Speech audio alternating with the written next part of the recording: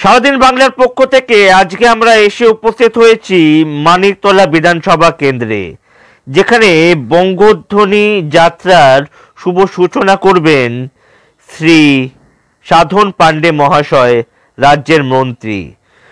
অনুষ্ঠান শুভ সূচনার আগে আমরা ওনার মুখ থেকে কিছু শুনে নিই। এটা আমাদের সরকারের 10 বছরের সাফল্য তুলে ধরার প্রোগ্রাম এবং জনসংযোগের সঙ্গে মানুষের সঙ্গে আরও নিবিড়ভাবে যোগাযোগ করা, এইটাই আমাদের যেটা প্রয়োজন। আমাদের সঙ্গে সারা বছর যোগাযোগ আছে, 365 দিন।